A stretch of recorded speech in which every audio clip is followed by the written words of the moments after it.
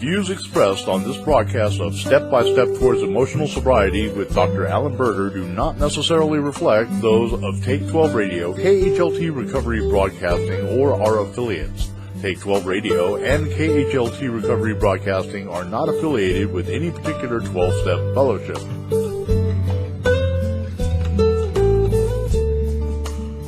And now, here's your host, Dr. Alan Berger, and the Monty'man. Well, greetings, family. How the heck are you? And welcome to all of you who are listening via a download MP3 link, MP3 audio stream, or, of course, on YouTube. If you're on YouTube, I'm waving at you right now. How you doing, everybody? Welcome to Step by Step Towards Emotional Sobriety with our friend, Dr. Alan Berger. Hey, Dr. Berger. Well, Happy New Year, Monty. Yes, Happy New Year to you. And you know, if folks are viewing on YouTube, they'll see that our huge monstrosity evergreen is gone. It is gone. Thank goodness.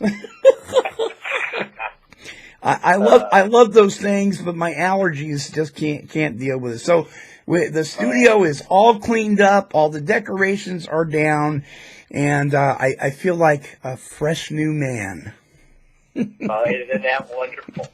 We're starting a fresh new year Yeah, that's to go along with the fresh new man. So, do you do the resolution thing or not? You know, I really don't do that. I don't either. I don't want to set myself up for anything. So I do have a few goals this year, and so it's more I set some goals at the beginning of the year. Right. That's I'm like that too. I do a thing where I look over my past year. I have some goals, and some of them I didn't meet from last year. Some of them I did, and then I just add the ones I didn't meet to this. But I don't make the resolution thing because I fall too short, and then I just beat myself up, and then I have to go to a meeting. Yeah, there you go. I do it. I'm in this thing. I've learned that myself in this process. But, you know, one of the goals I've set for this year, and that I'm going to encourage our listeners to set, is to really be able to use the things that we're talking about to keep their shape better in relationships, relationships to themselves and to others. Another way that we've said it, Monty, is to help people hold on to themselves. Yeah. And I think if people really set this as a goal this year, they can make a lot of progress in their emotional sobriety, and of course that's what our show is all about, right? Step by step towards emotional sobriety, and we're hoping to help our listeners take those steps this year towards their emotional sobriety. Yeah, right on. And if you've stepped backwards a little bit, folks, go back and listen to the archives and refresh yourself. So what are we talking about this week? Well, you know, let's make that point, because our archives really are a treasure chest of things about holding on to yourself. So if you're just joining us this year and you haven't heard our shows, I really encourage you to go back and listen to our early shows, because Monty and I do lay a foundation to what this whole thing is about, what emotional sobriety is all about, and it's specifically listen to the shows where we talk about Bill's letter. Because to me, that's the heart and soul of what we're trying to do, is to extend Bill's fourth legacy, which is the legacy of emotional sobriety. And what I want to do today is I just want to review the first thing that people have to do to start establishing their emotional sobriety. And that's to learn how to take an emotional sobriety or an emotional inventory. And look, Monty, this is what we've been taught to do in Step 10, but we're going to give a little different wrinkle to it. So Step 10, there are 3 different inventories that we're encouraged to take, right, in Step 10. Right. To develop this practice of self-examination. The spot check inventory, where when we're upset or disturbed, that we stop and take a look at ourselves and what's going on. We're going to focus talking about mostly that. But the other 2 ones are at the end of the day to review your day. You know, what did you feel good about, and what can you stand improvement? So that's an important thing in terms of developing this practice of self-examination. And then the third thing is every 6 months or every year, sit down with someone and do a recovery checkup. check in with someone to see how things are going in your program, what you've been doing well, what you need to start focusing on to improve your program. What I tell people all the time, Monty, is you don't have to be sick to get better. You don't have to have a bad program to improve your program. You don't have to look at what's wrong with your program to improve your program and to strengthen it and enrich it. And that's what we hope to be able to do with our listeners this year, is to help them enrich their program. You bet. I mean, heck, here's the deal. If you fixed up your car and you got it all polished up and it's running great and everything, you can't just put it back in the garage and expect it to run properly in a year. That's right. Yeah. Got to maintain. That's right. You got to make some tune-ups. You got to make some adjustments. And sometimes you got to change the oil. Yeah. What? All right. Well, so let me talk about this emotional inventory, because it's been on our website. I think you still probably have a PDF of it. Yes, we do. Can you still download that? Right. See, so download that, and let me just take our listeners through it right quickly, because this is at the heart of our emotional sobriety, is to become aware of where we get knocked off balance and what's going on when we get disturbed. So what Bill Wilson said is every time we're disturbed, whether it's great or small, that at the root of it is some unhealthy dependence and its consequent demand. So the form that I developed has 5 different columns to it. The first column in the form says, write down what's disturbing you, what happened, and be as specific as possible. God, I was talking to my sponsor the other day, and he told me that he doesn't think that I'm working my program well. And I got so that's the first thing you write down, is what happened. In the second column, you write down what you did in response to what upset you. Well, I shut up. I didn't say anything to him, but my feelings were really hurt, and I didn't call him for the next 2 days. Let's say that's what you did, all right? Which, right, we're going to hurt somebody else by not calling them, right? This is some of the crazy stuff we do to deal with these feelings. The silent scorn. Yeah. So it's so important in these first 2 columns to be as specific as you can. You see, a lot of times what we do that really deprives us of learning from our lessons is that we're too general about things. We just say, well, I'm upset. Well, okay, but what upset you? What did they say? What did you say? What happened? What was the interaction that then led to you being upset? So I want to impart to our listeners, Bonnie, is to be as specific and as detailed as you can possibly be. The devil is in the detail. Yeah. It really is. And then the second part is writing down what your response was. Go into it specifically. What did you say to your sponsors, and what did you fantasize? I know there's a lot of times I say something, and then I go off on this fantasy. Well, I'd sure like to, chop their foot off and let them watch themselves bleed to death, or whatever other kind of vindictive fantasies I come up with. Yeah. But write down all those things, because that helps you understand where you're coming from and how you're reacting to these things. Because in these first 2 columns is going to be a lot of important information that's going to help you fill out the other 3 columns. So let's take a couple examples from a few of my clients that I've worked with recently. Okay? So I'm working with this one woman right now. She's coming up on 5 years of being clean and sober. She had a problem. She was addicted to Vicodin and other opiates in addition to drinking. And when she came to me, she had gone through an outpatient program, failed. She had gone through an inpatient program and failed. She had just gone through another inpatient program, and she thought she needed some additional help. So she came to see me, and the first time I met this woman, all she could do, Monty, was apologize for the very air that she was breathing. She really, really erased herself in life, and she felt so bad about herself and what she had done and the stuff she had put her family through. And so recently, this happened about 2 months ago. Now, take it, she's almost got 5 years. She probably had 4 years and 9 months at that point.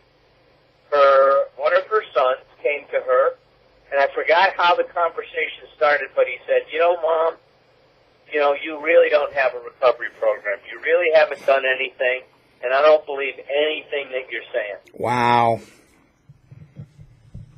That's what he said to her. So what she wrote down in column number 1 is the stuff that led up to it, and then this very, very harsh, right, critical statement that her son made about her program. Okay.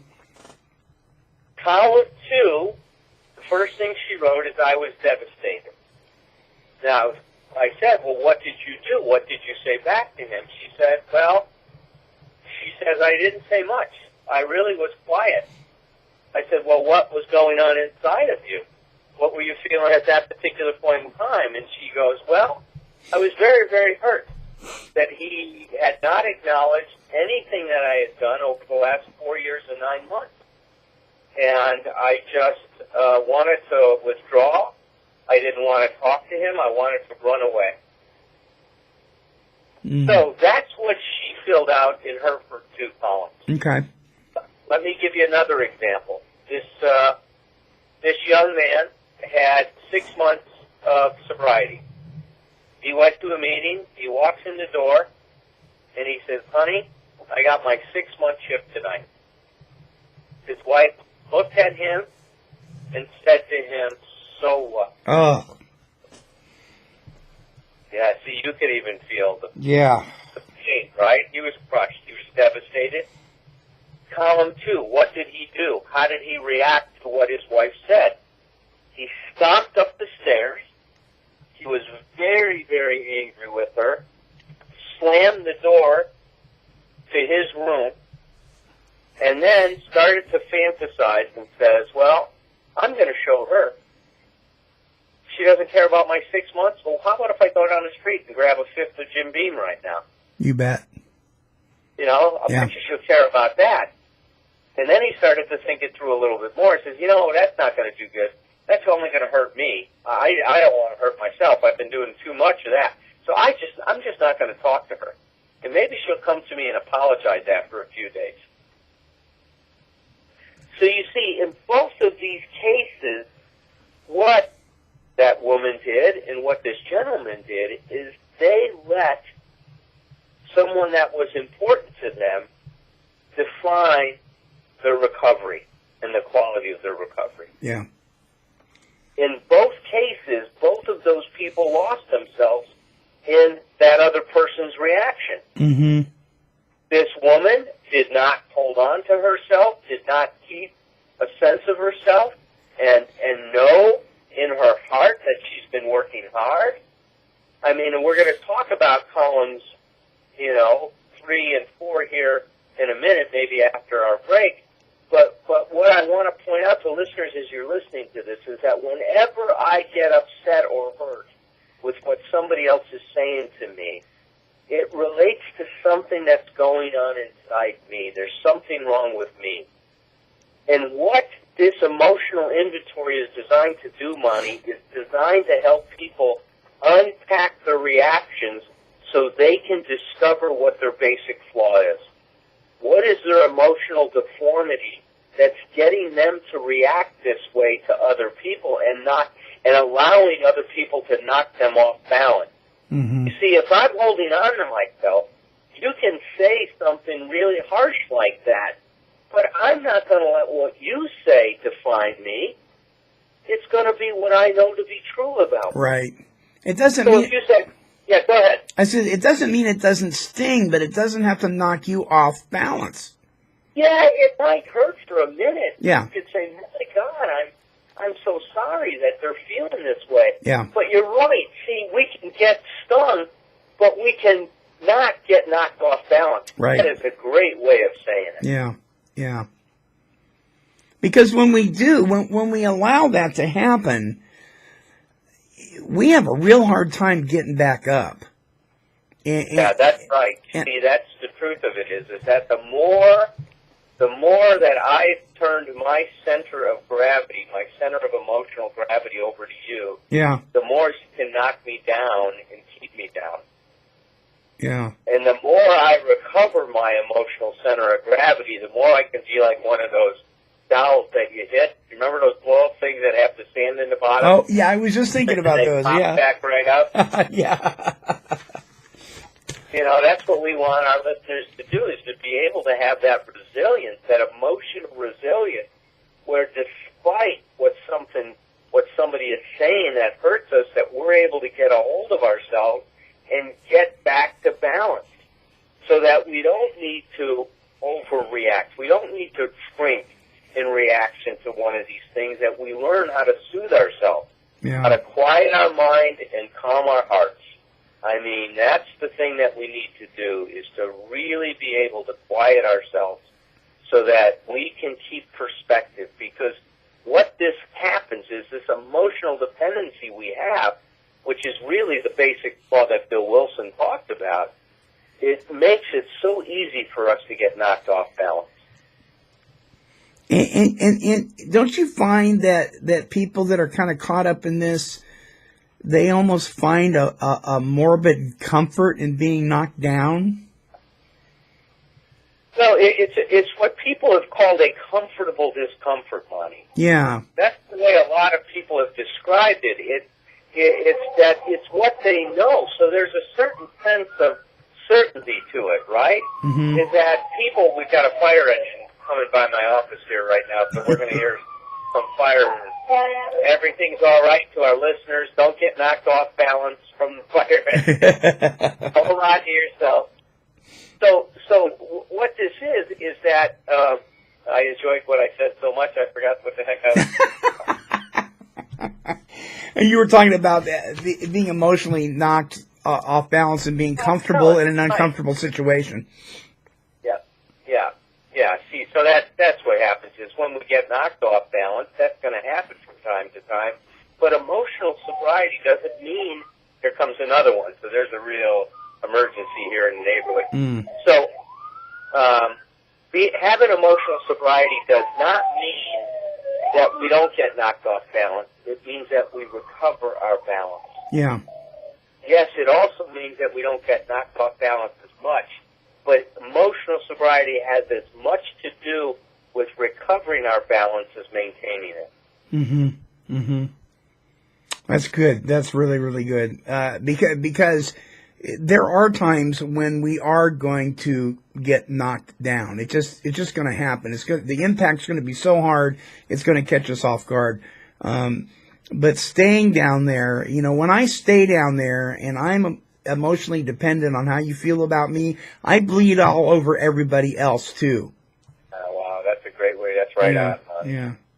All right. It's a bad analogy to use with the fire trucks, by the way, and the ambulance. Yeah. Well, maybe it's appropriate too. I don't know. Okay, should we take our break? Yeah, let's take our little break, and then we'll come back and we'll go through columns 3 and 4, and then we'll talk about the important column 5. All right, we'll be right back, folks. More with Dr. Alan Berger, step by step towards emotional sobriety when we come back.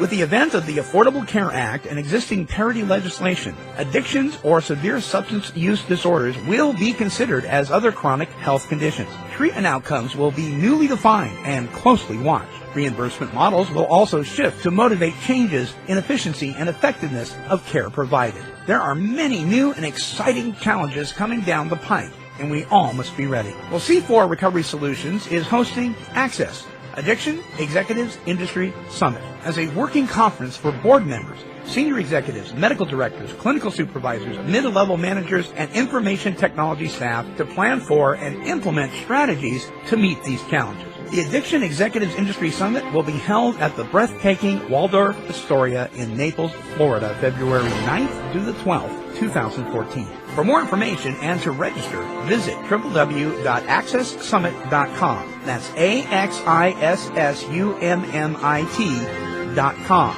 And join us for one of the most informative conferences you'll attend all year. There I was in my business suit, all dressed up, just uptight as I could possibly be. and I don't remember much of what was said at that first AA meeting. It was more the feeling of the meeting itself. That's what has kept me going. I know it works, and I see the people ahead of me with more sobriety. I see how happy they are, and I want that. I want that too. And what I notice about AA is it sort of helps me to relax and learn to really be happy with my sobriety. It's a richer life to live. That's exactly what Alcoholics Anonymous does. It teaches us how to live without drinking. It teaches us how to have fun and really enjoy life without drinking. This program's given me the good life.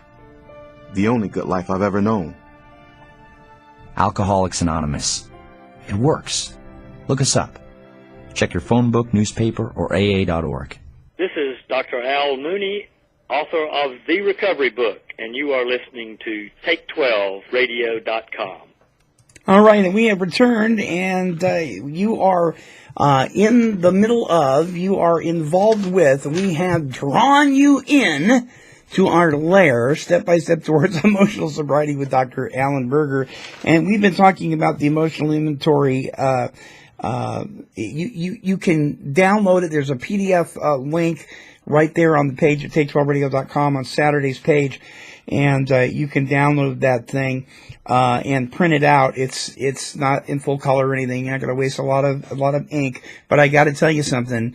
I've got several of these things in a folder here, and I pull one out every once in a while. It will really benefit you. It will help polish up your recovery on a regular basis. We have been talking about columns 1 and 2. Where are we going now?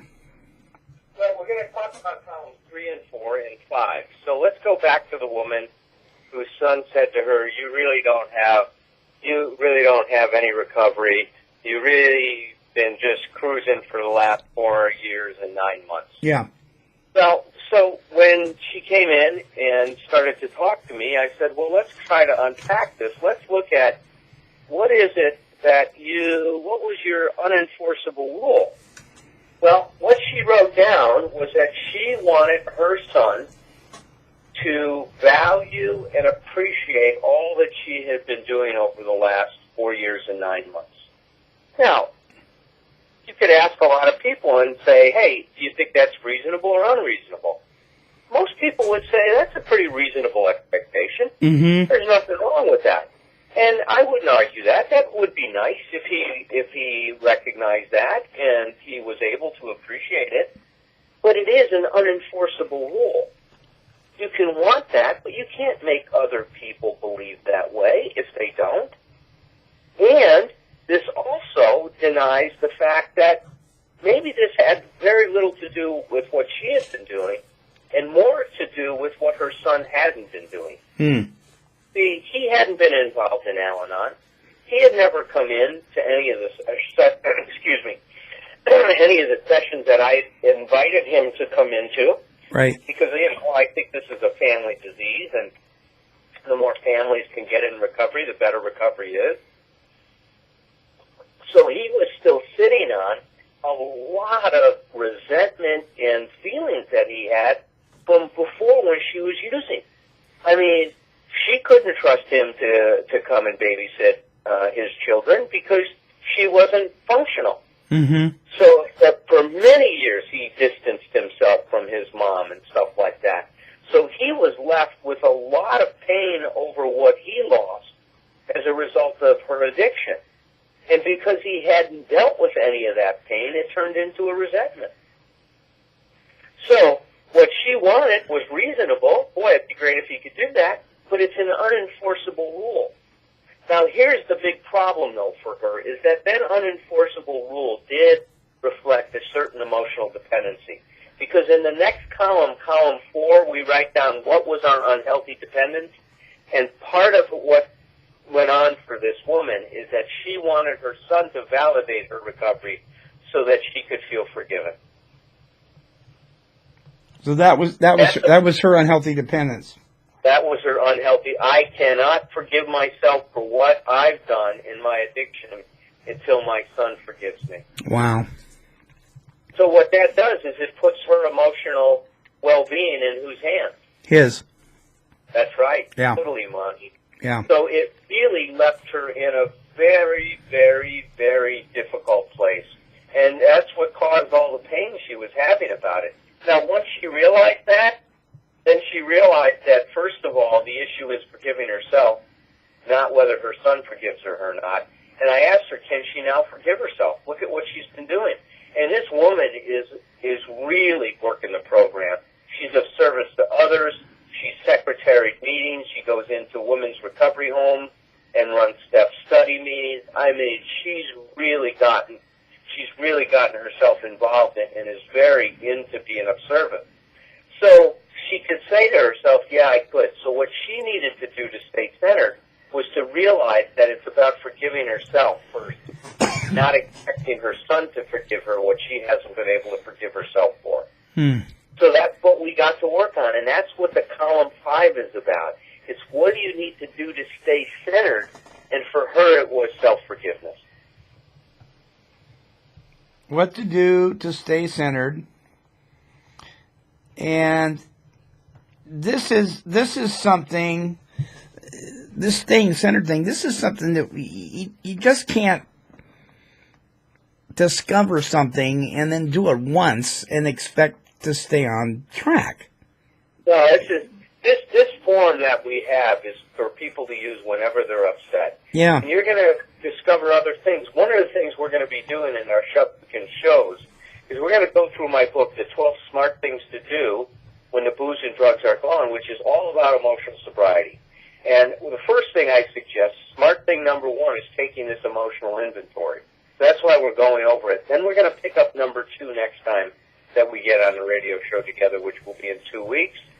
And we'll keep going through the book. So I'll read some excerpts from the book, and then we'll be talking about these things that people can do to hold on to themselves better. But what this woman needed to do specifically was to forgive herself for those things that she had done. And it's not just, oh, I forgive myself, but it's forgiving herself by looking at what she had been doing.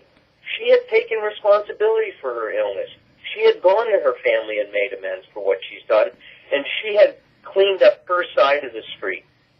So once she started to see that, she could be less critical of herself and more forgiving and more supportive. So that's case number 1. Let's talk about the second case with the guy coming in with the 6-month chip. Right. He's all excited, right? He wants his wife to applaud what he had done. So what was his unenforceable rule?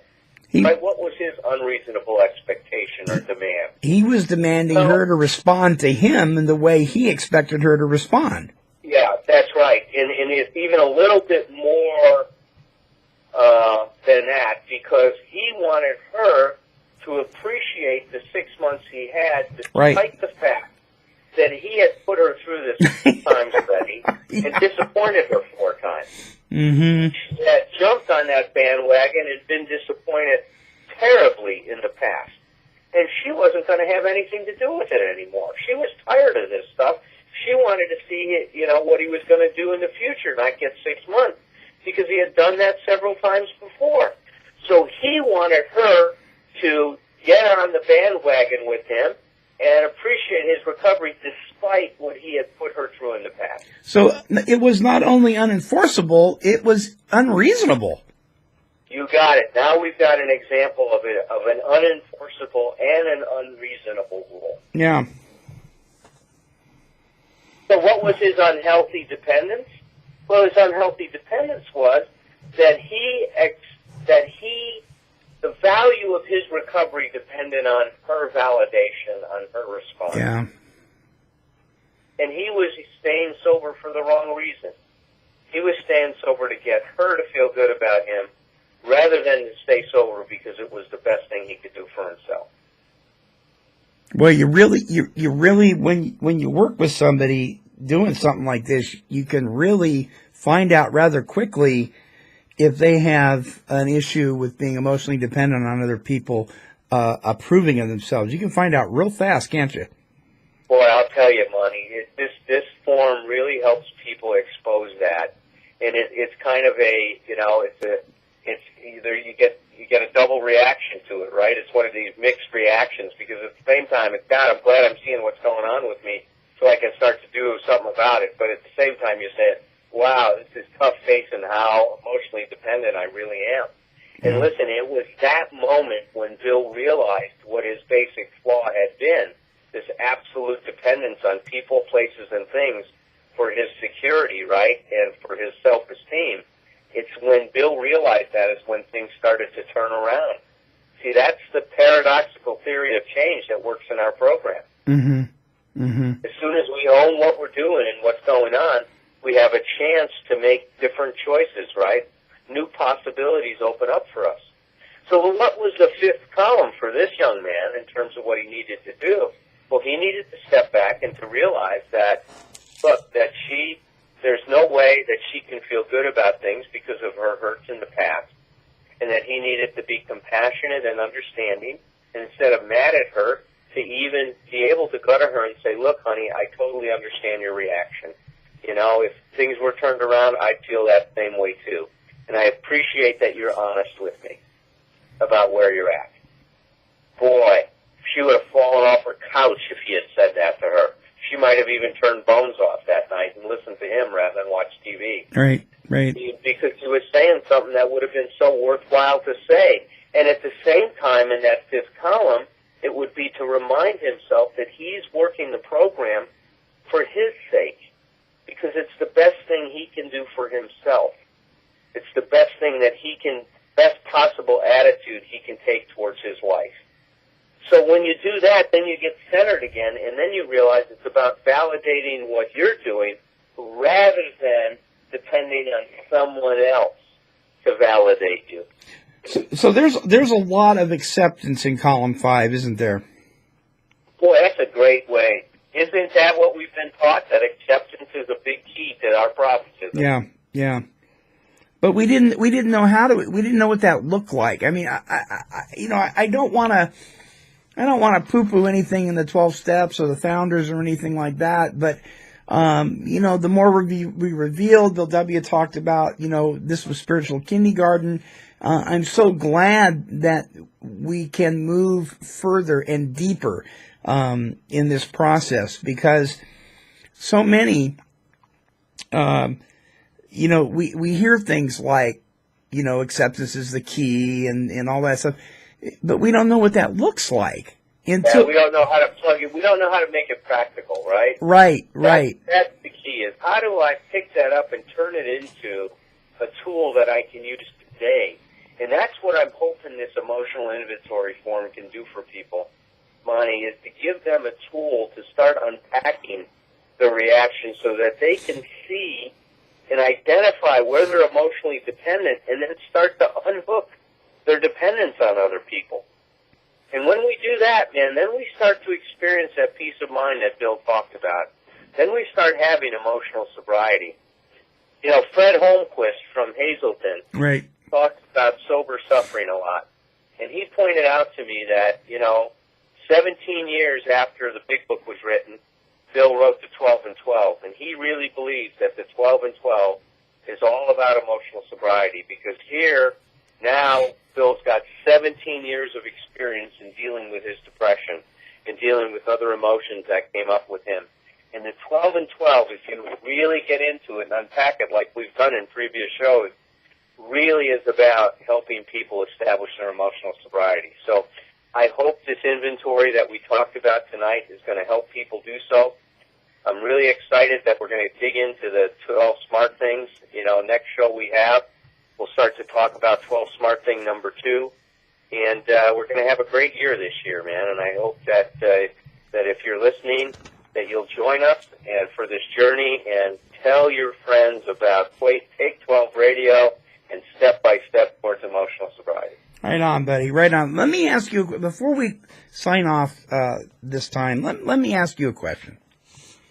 This is something that has puzzled me for years. And the only thing I can do to really investigate it is look into my own life and try to answer the question why I spent so much time ignoring suggestions.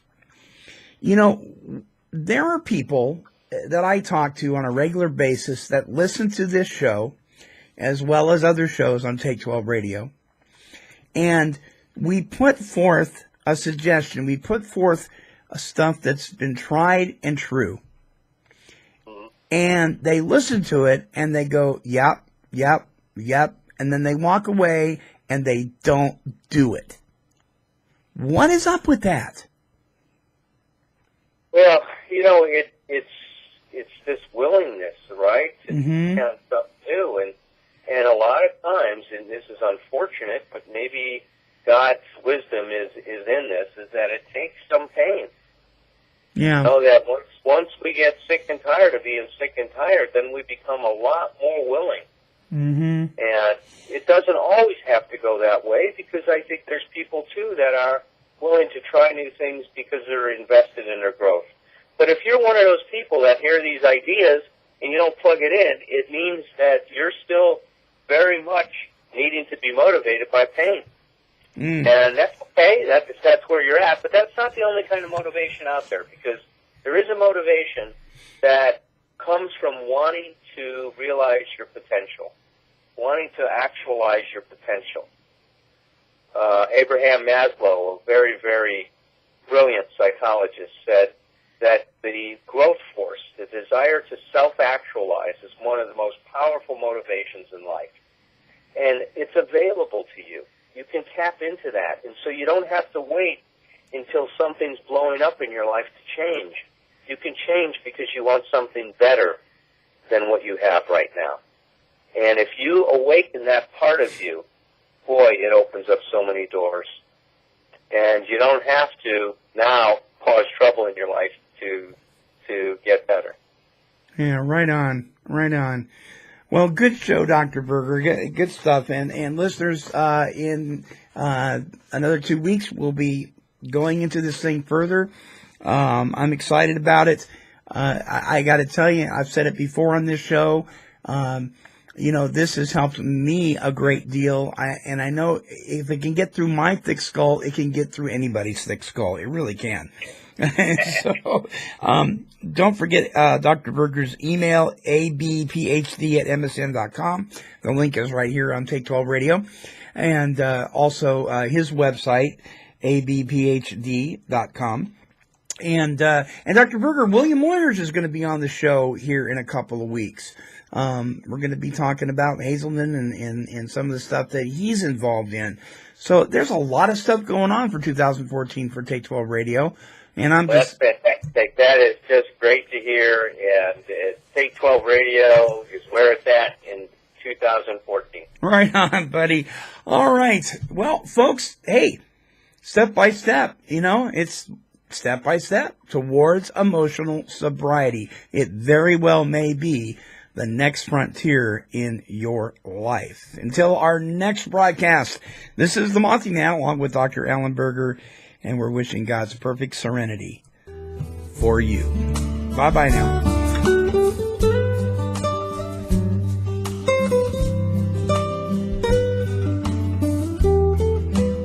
This has been a broadcast of KHLT Recovery Broadcasting.